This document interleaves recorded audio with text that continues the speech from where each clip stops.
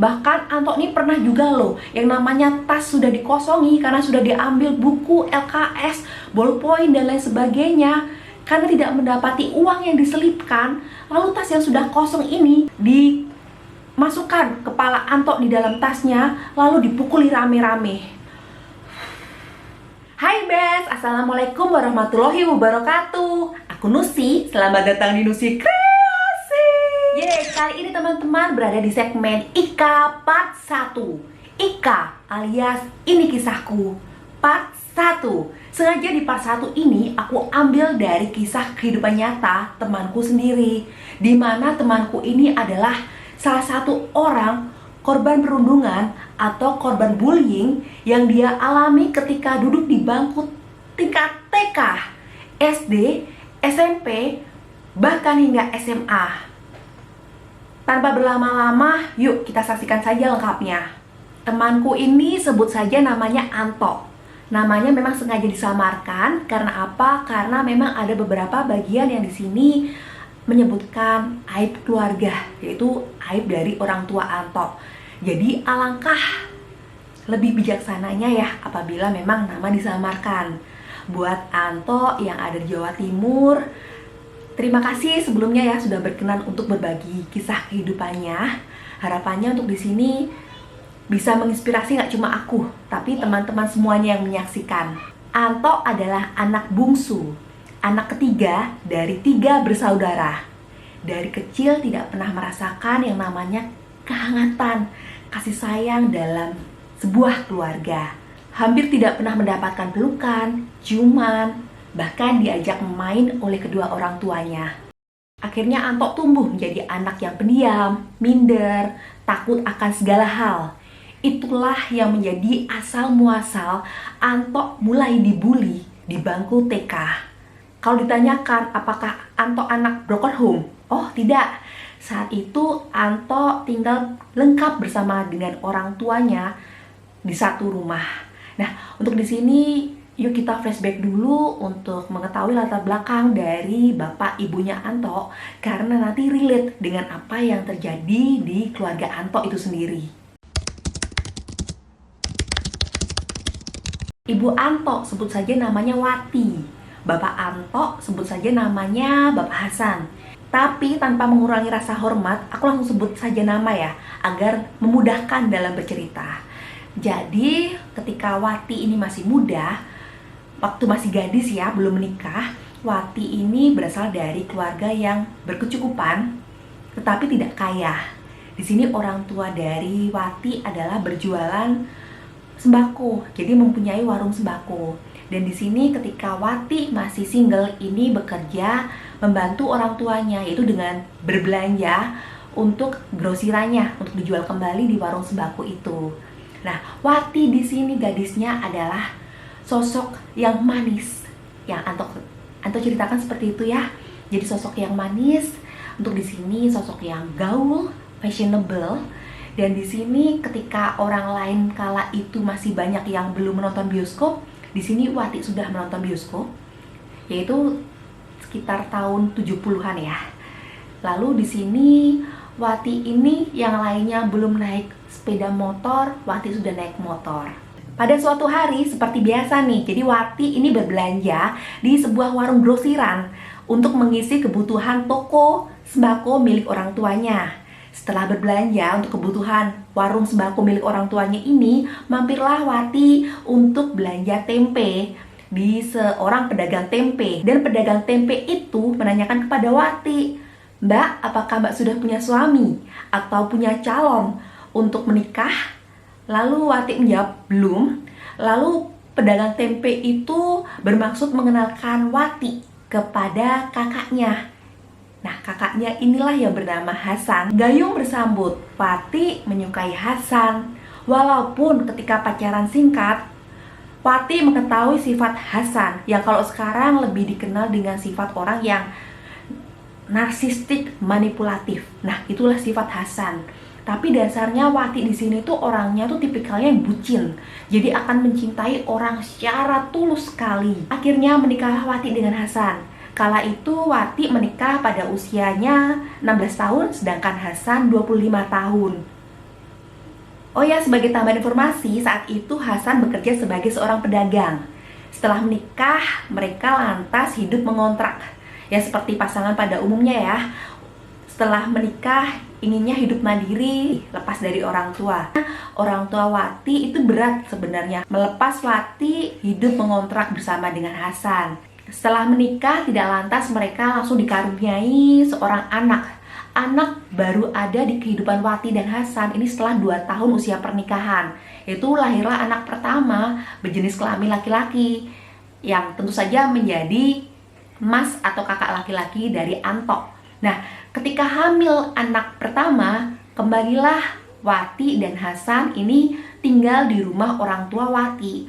Lalu selang 4 tahun setelah anak pertama lahir, ini Wati melahirkan kembali anak kedua yang berjenis kelamin perempuan, yang tentu saja menjadi mbak dari Anto. Selang 3 tahun kemudian lahirlah Anto, tepatnya di usia pernikahan 9 tahun. Lalu ketika usia pernikahan Wati dan Hasan menginjak usia 10 tahun, di sini ketahuanlah kalau Hasan ini berselingkuh. Dan usut punya usut, Hasan berselingkuh tidak hanya 1 kali. Bahkan Hasan pernah berselingkuh dengan tetangganya sendiri. Tentu saja di sini bapak dari Wati ya, yang adalah kakek dari Anto, tidak terima. Bahkan marah-marah sama Hasan sambil mengacungkan celurit atau sabit.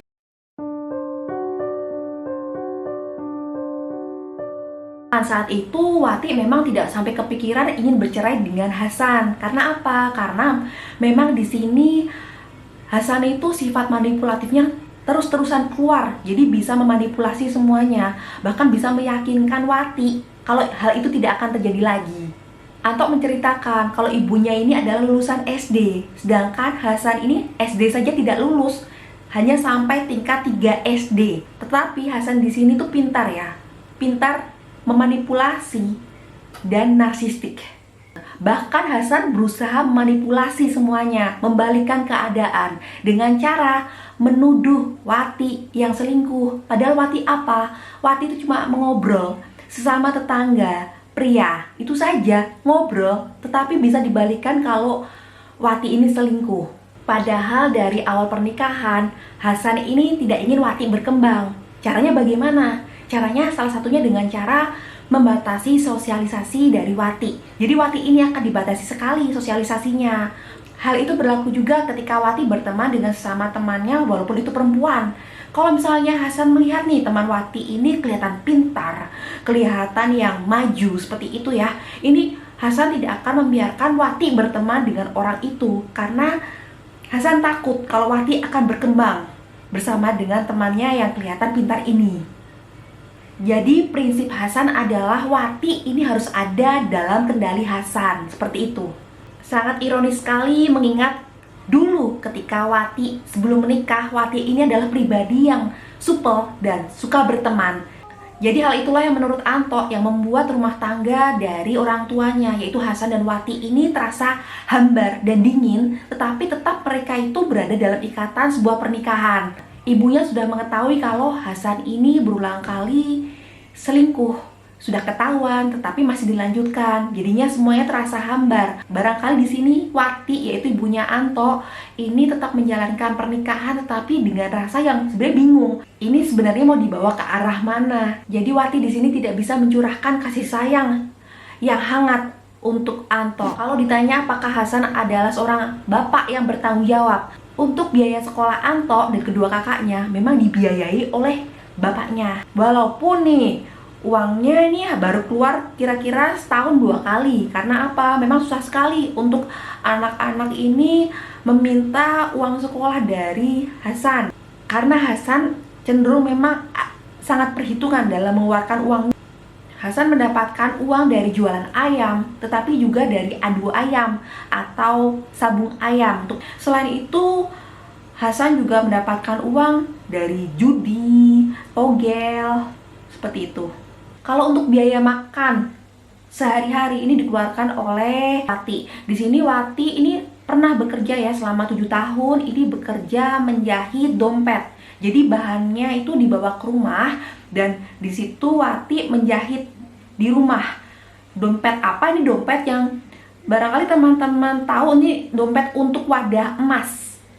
Lalu setelah berjualan dompet, Wati pernah menggeluti profesi sebagai penjual gorengan, penjual rujak Surabaya, dan makanan-makanan lainnya kurang lebih ini selama 9 tahun. Ketika Antok masuk TK, di sini Antok langsung masuk di TKB, dan TK-nya selama 1 tahun saja. Di situ, seperti yang tadi aku sampaikan di awal, Antok tumbuh menjadi anak yang sangat pendiam, minder, bahkan takut akan banyak hal. Antok tidak bisa bergaul dengan teman-temannya. Di lain sisi, dia juga takut nih untuk mencoba mainan-mainan yang ada. Lanjut kemudian, Antok mulai dibully oleh 3-4 orang temannya. Antok juga tumbuh menjadi anak yang takut, bahkan tidak bisa menolak keinginan dari teman-temannya. Misalnya saja ketika temannya ada yang meminta Antok untuk meletakkan jarinya di pintu, lalu temannya dengan santainya ini menjepitkan jari-jari Antok di pintu kelas yang membuat jarinya sangat terluka saat itu.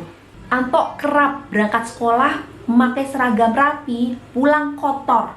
Kotor di sini karena dimasuki oleh teman-temannya ini sampah. Sampah dari bekas makanan ya, seperti ciki-cikian seperti itu, yang plastik-plastik bekas makanan, dan juga daun-daunan kering. Di sini Antok pun sempat bercerita sama aku ya, untung waktu itu sampah yang dimasukkan bukan sampah basah. Masih seperti itu, masih menganggap ada untungnya. Normalnya anak kalau sudah dimasukin sampah di dalam bajunya pasti berontak dan berusaha untuk mengeluarkan sampah-sampah itu dari bajunya. Di sini Antok tidak itu yang dilakukan. Antok pulang ke rumah masih sambil membawa sampah-sampah yang ada di dalam bajunya, yang sudah menggembung di dalam bajunya. Dan baru dikeluarkan sampah-sampah itu setelah sampai di rumah. Ketika Wati, ibu Antok ini melihat, dia hanya berkomentar, "Ya ampun, sampahnya banyak banget." Udah, itu aja. Tidak jarang juga beberapa temannya ini mencubit-cubit lengan dan paha Antok sampai memar-memar, bahkan sampai berdarah, karena pernah ada seorang temannya yang mencubit ini menggunakan kuku, sehingga menyebabkan kulit ari Antok ini mengelupas hingga berdarah. Lagi-lagi Antok hanya bisa diam saja. Untuk bersuara ataupun protes ataupun melawan, Antok sama sekali tidak berani. Sampai di rumah dia menunjukkan hal itu kepada ibunya, dan ibunya hanya berkomentar, "Wah, sampai kayak gini ya." Dan hanya itu saja, tidak sampai mendatangi sekolah ataupun protes kepada sekolah kenapa anaknya sampai seperti itu. Mendapati respon ibunya seperti itu, Antok lalu memutuskan untuk kedepannya diam saja, karena dia merasa ketika orang tuanya sudah tahu, tidak ada yang berubah. Barangkali saat itu ketika ibu dari Antok ini mungkin mendatangi sekolah, melaporkan kepada guru atas apa yang menimpa Antok anaknya ini, mungkin akan lain ya jalan cerita hidup dari Antok.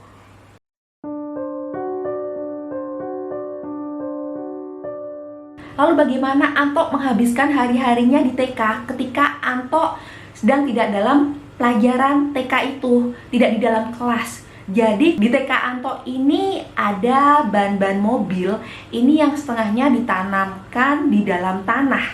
Nah, di sini Antok hampir setiap harinya ini duduk di ban mobil itu yang ditanamkan di tanah. Tidak berani mencoba mainan-mainan, makan cemilan, diam saja di situ melihati teman-temannya main. Yang dirasakan Antok adalah Antok semakin takut terluka, takut didorong, takut jatuh. Seperti itu yang dirasakan Antok saat itu. Bayangkan saja Antok di TK-nya mendapatkan perlakuan seperti itu, tapi ketika pulang ke rumah juga tidak mendapatkan perlakuan hangat dari orang tuanya ataupun dari kakak-kakaknya. Antok seperti sendirian saja. Bahkan ketika Antok minta ikut main bersama dengan kakak laki-lakinya, yaitu masnya, di situ kakak laki-lakinya juga tidak mau kalau Antok ikut main bersama dengannya, karena masnya Antok ini seperti punya dunia sendiri. Setelah 1 tahun di bangku TK, Antok melanjutkan pendidikannya ke bangku SD. Antok menceritakan bahwa kelas 1, 2, sampai 3, Antok ini terhitung cukup pandai di kelasnya. Kalau tidak mendapatkan ranking 4, 5, ataupun 6, tidak pernah lebih dari ranking 10. Anto mengatakan saat itu dia masih sangat rajin baca dan sangat tekun dalam belajar. Padahal waktu itu dia sudah mulai dibully juga ketika kelas 1.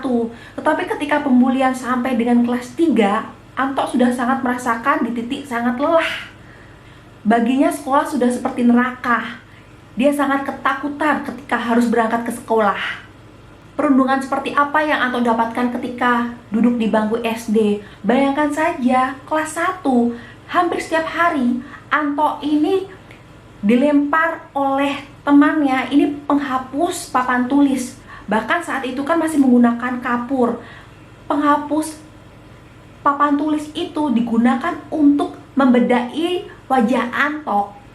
Pembulian itu dilakukan oleh beberapa anak. Ironisnya salah satu anak yang membuli Anto adalah juara kelas. Kelas 1 sampai 6 SD, makanan sehari-hari Anto di sekolah adalah dibully. Pernah juga beberapa kali Anto ketika pulang sekolah didorong oleh temannya hingga Anto ini nyebur ke dalam got. Hampir setiap hari juga teman-temannya ini berusaha merampas uang jajan yang dibawa oleh Anto. Anto sampai berusaha menyembunyikan uang jajannya itu sampai menaruhnya di dalam sepatu. Ketika Anto menjawab kalau Anto tidak punya uang, apa yang didapatkan? Pukulan, tendangan, diinjak-injak, bahkan lengannya sampai biru-biru dipukuli oleh teman-temannya. Pembuli-pembuli Anto ini sudah mengendus kalau Anto tuh menyembunyikan uangnya.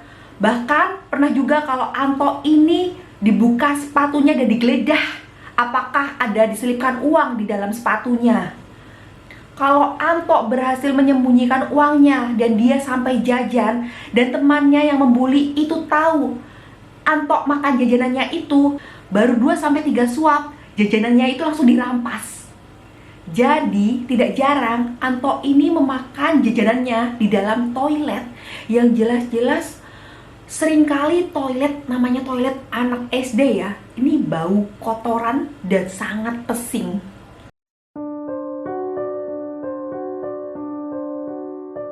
Ketika di bangku SD ini, Anto tetap tidak punya teman sama sekali. Temannya adalah teman saat Anto ini main di kali atau di sawah ketika Anto tidak sedang bersekolah. Bahkan ketika Anto ini sudah kelas 5, 6 SD, Anto ini main di kali ataupun di sawah ini bersama dengan anak-anak balita atau anak TK. Sehingga Anto ini sering diajak oleh tetangga-tetangganya ini sebagai anak yang cupu karena hanya berani bermain dengan anak balita dan anak TK ketika Anto duduk di kelas 5, 6 SD. Tetangga-tetangga yang mengejek Anto ini adalah orang-orang dewasa di kampungnya. Bahkan ada beberapa tetangga tempat Anto tinggal ini yang mengatakan kalau Anto ini banci karena hanya berani main dengan anak kecil, dan Anto ini apa-apa takut. Diajak ke sini takut, main ke mana takut, selalu seperti itu jawabannya. Tetapi ketika Anto ini dilukai, dibully, dihina, dan lagi-lagi Anto hanya bisa diam, tidak berani melawan. Ketika Anto berada di bangku SMP, Anto berharap Anto mendapatkan teman-teman yang banyak dan baik-baik. Keinginannya ini terpenuhi dengan satu orang teman laki-laki ketika berada di bangku SMP. Sayangnya teman laki-laki Anto ini hanya 1 semester, yaitu 6 bulan bersekolah, lalu habis itu out dari sekolah. Lalu kalau ditanya lagi apakah SMP Anto lepas dari pembulian, jawabannya tidak. Anto dari kelas 1 hingga kelas 3 SMP tetap dibully. Dan lagi-lagi Anto di SMP ini adalah sosok orang yang sangat pendiam dan tetap tidak berani melawan untuk membalas. Anto merasa dirinya adalah sebuah patung saat itu. Anto di bangku SMP juga masih kerap dipukuli hingga ditendang oleh temannya yang melakukan pembulian. Tak luput juga Anto jadi sasaran pemalakan oleh teman-temannya melakukan pembulian ini hingga tasnya digeledah. Ketika teman-temannya tidak menemukan uang terselip di dalam tasnya, mereka bisa emosi hingga menggunting menjadi 2 buku-buku yang ada di tas Anto, bahkan LKS. Bayangkan saja ketika saatnya belajar atau pelajaran dimulai, buku-buku dan LKS Anto ini sudah digunting menjadi dua oleh teman-temannya. Dan lagi-lagi, Anto tidak bisa menceritakan dan mengadukan ini ke guru-gurunya, apalagi ke orang tuanya. Pernah juga tas Anto ini ketika SMP ditaruh oleh temannya, dilempar ke atas genteng. Jadi ketika pelajaran sesi selanjutnya dimulai, Anto ini harus keluar kelas izin sama gurunya karena Anto sibuk mencari bambu panjang untuk mengambil tasnya yang ada di atas genteng. Dan ada seorang gurunya yang tahu dan tahu apa reaksi gurunya. Hanya tersenyum saja. Bahkan seorang pembuli yang aktif membuli Anto ketika SMP itu membuli dengan sangat niat. Apa yang dia lakukan? Bayangkan saja, dia membawa gembok sepeda ini untuk menggembok ban sepedanya Anto. Padahal Anto tidak pernah menggembok sepedanya di sekolah.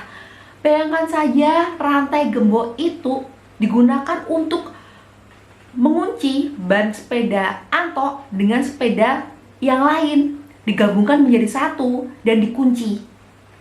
Kebayangkan gimana Anto ini bisa belajar selama duduk di bangku SMP kalau bukunya saja digunting jadi dua, tasnya sering diumpetin, ballpoint juga sering diambil. Jadi ketika sesi pelajaran dimulai, Anto tuh cuma diam saja. Bahkan Anto ini pernah juga loh yang namanya tas sudah dikosongi karena sudah diambil buku, LKS, ballpoint dan lain sebagainya. Karena tidak mendapati uang yang diselipkan, lalu tas yang sudah kosong ini dimasukkan kepala Anto di dalam tasnya, lalu dipukuli rame-rame.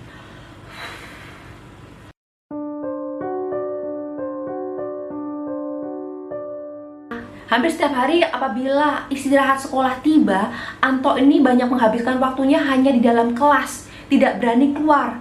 Kalau memang Anto sudah pengen banget makan jajanan yang dia beli, terpaksa dia harus makan di toilet. Selain cerita pembulian ketika SMP, ada nih bumbu cerita manis, sedikit manis ketika Anto masih SMP. Jadi Anto ini sempat berpacaran 2 kali ketika SMP. Ya namanya anak SMP ya, jadi pacarannya hanya sebentar-sebentar. Dia namanya cinta-cintaan monyet, seperti itu. Jadi Anto nih sempat berpacaran selama 2 bulan dan 3 bulan. Tetapi yang namanya Anto sudah sangat minder ya anaknya. Jadi Anto tuh hanya merasakan mereka mau pacaran sama Anto karena mereka kasihan, karena mereka sering melihat Anto ini dibully. Semua pacar Anto selalu mengatakan kalau Anto harus membalas perilaku pembulian itu. Tapi lagi-lagi Anto tidak berani membalas. Ketika masa Anto SMP ini lagi masa-masanya film sinetron Bidadari yang diperankan oleh Marsyanda ini sedang booming-boomingnya. Ini kira-kira tahun 2002 yang ditampilkan di RCTI. Pasti teman-teman banyak yang ingat nih, anak-anak yang lahir pada tahun 80-an ini biasanya ingat. Nah, di sini tuh Anto ini sampai benar-benar membayangkan, mengidolakan Ibu Peri dan berharap suatu hari Ibu Peri ini ada sosok Ibu Peri yang benar-benar hadir dalam hidup Anto dan membawa Anto, mengangkat Anto dari kehancuran. Ketika Anto naik jenjang pendidikannya ke bangku SMA, Anto tetap tidak lepas dari pembulian. Dari kelas 1, 2, 3 SMA, lagi-lagi Anto tetap dibully. Sampai Anto berpikir kalau dia memang ditakdirkan lahir untuk dibully.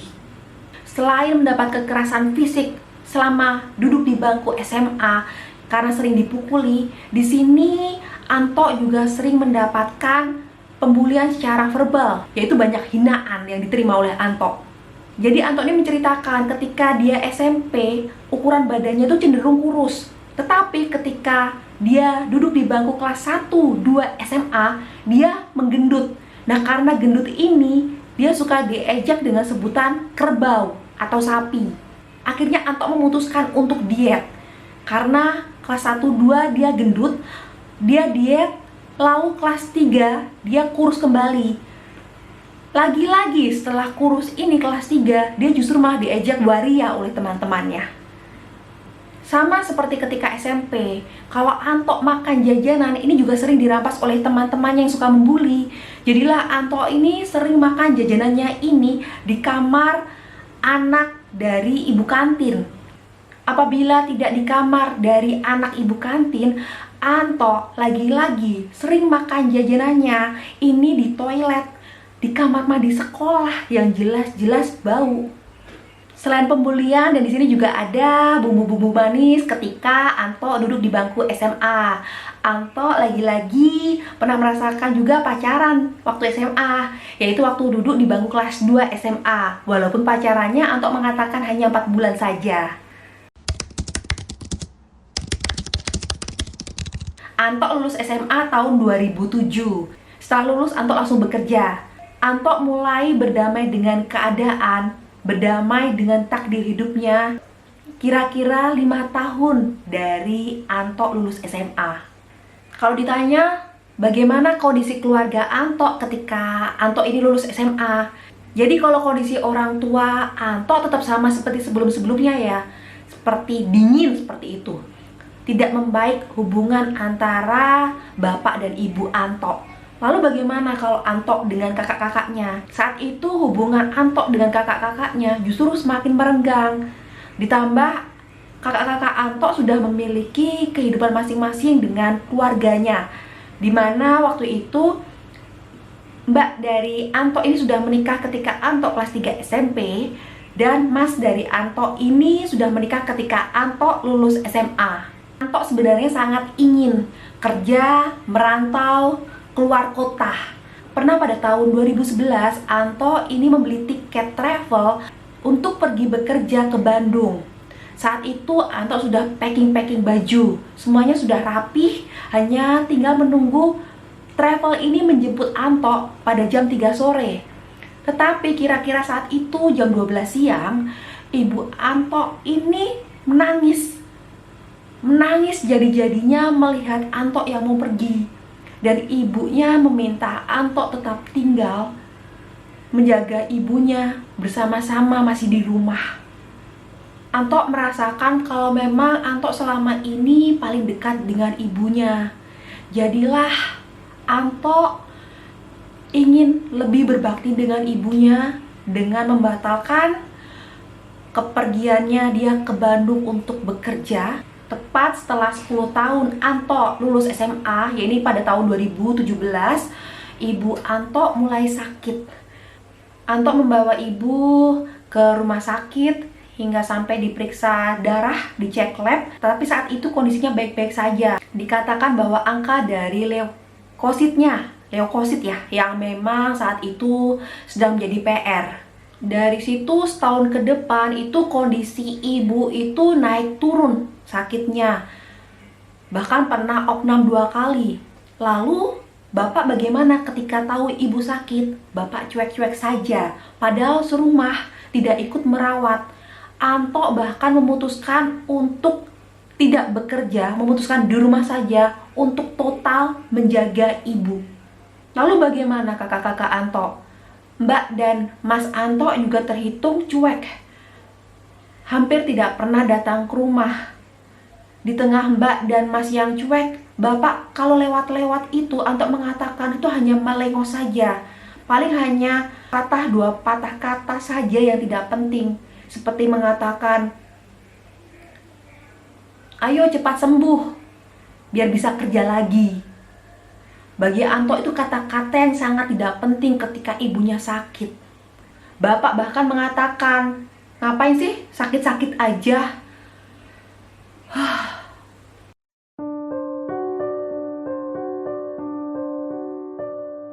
Ketika kondisi ibu semakin lemah, Anto memutuskan untuk tidak bekerja sama sekali. Apa yang dilakukan Anto? Anto tidak mungkin meminta-minta uang kepada bapaknya atau kepada kakak-kakaknya untuk membeli kebutuhan ibu seperti obat-obatan atau bahkan pampers orang dewasa ya.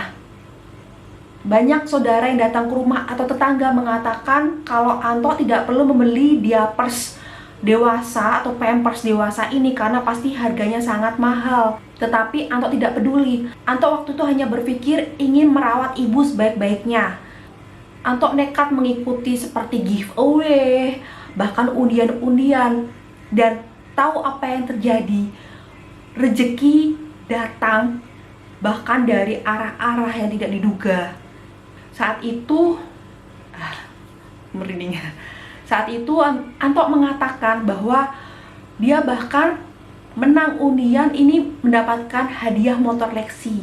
Bahkan dari giveaway yang dia ikuti, dia pernah mendapatkan iPhone X dan hadiah-hadiah lain harganya sangat mahal, bahkan mendapatkan hadiah uang tunai. Anto mengatakan bahwa saat itu dia tidak membutuhkan bantuan materi dari siapapun karena rezeki yang diberikan Allah saat itu sudah sangat banyak membludak hingga Anto bisa memberikan yang terbaik untuk ibunya saat itu. Dari dia pers dewasa, obat yang kualitasnya nomor 1, bahkan membelikan makanan-makanan yang enak untuk ibunya. Dan terjadilah titik terendah dalam hidup Anto, yaitu ketika ibunda tercinta meninggal pada tahun 2018. Dilanjut kemudian ketika 1000 harinya ibu Anto, di sini bapak Anto menyusul meninggal dunia. Sebelumnya bapak Anto ini sakit selama sebulan, dan lagi-lagi hanya Anto yang merawat bapaknya sepenuh hati tanpa tahu kakak-kakaknya kemana. Bedanya bapak di sini, bapak takut apabila dirawat di rumah sakit. Jadilah saat itu selama sebulan sakit, bapak diinfus di rumah, dan lagi-lagi Anto yang mengurus bapaknya, mengeluarkan biaya untuk semua keperluan bapaknya ketika bapak sakit. Pada tahun 2022, bapak meninggal dunia. Setelah meninggal, langsung kakak-kakak dari Anto ini berdatangan. Walaupun sebelumnya hanya 1-2 kali lah kelihatan ke rumah. Tetapi setelah meninggal, Anto menceritakan kakak-kakaknya ini langsung mengatakan bagaimana terus rumah, bagaimana, apakah langsung dijual atau bagaimana, apakah mau dikontrakan. Anto sangat pusing saat itu mendengarkan kakak-kakaknya yang sibuk mengurusi bagaimana rumah orang tuanya yang merupakan warisan mereka. Di situ Anto langsung memutuskan untuk pergi merantau keluar kota, karena Anto tidak kuat apabila rumah itu nantinya dijual. Jadi Anto memutuskan meninggalkan kota tempat kelahirannya untuk bekerja merantau di kota lain. Yang sebelumnya sertifikat rumah itu dipegang sama Anto, karena kakak-kakaknya sibuk mengurusi warisan orang tuanya. Anto memutuskan untuk sertifikat itu dikasihkan kepada mbaknya, kakak perempuan. Tetapi kakak perempuannya tidak mau, karena tahu kalau adiknya ini sudah marah ya dengan situasi yang ada. Lalu akhirnya sertifikat itu dibawa oleh masnya Anto.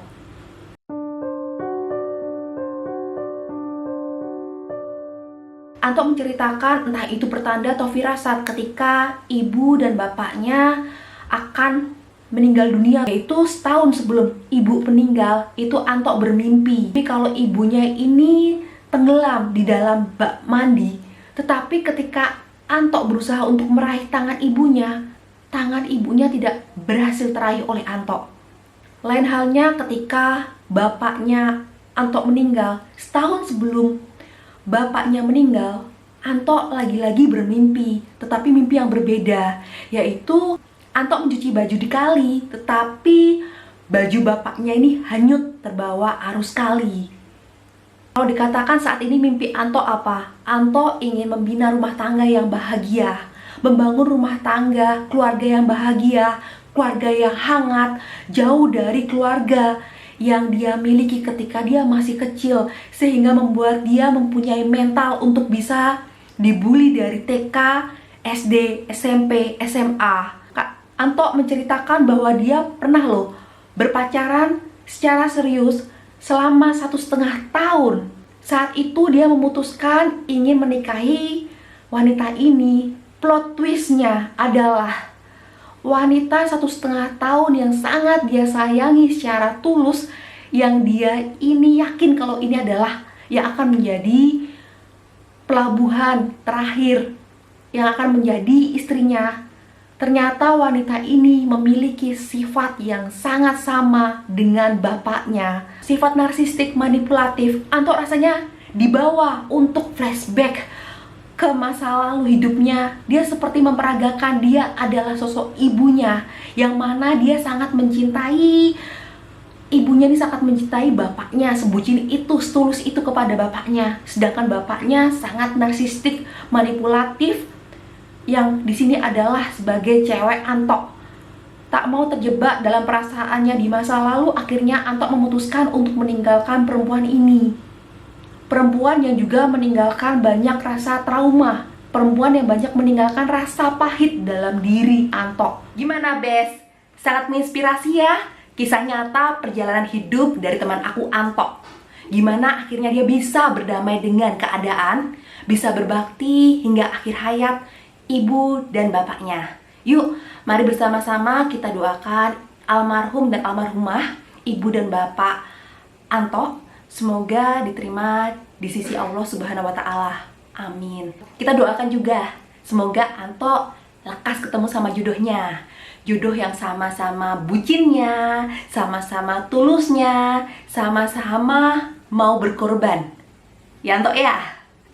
Lantas, yuk berani speak up kalau kita melihat adanya kasus perundungan, agar tidak muncul lagi Anto-Anto lainnya sebagai korban perundungan. Jangan pernah menormalisasi dengan kalimat namanya juga anak kecil.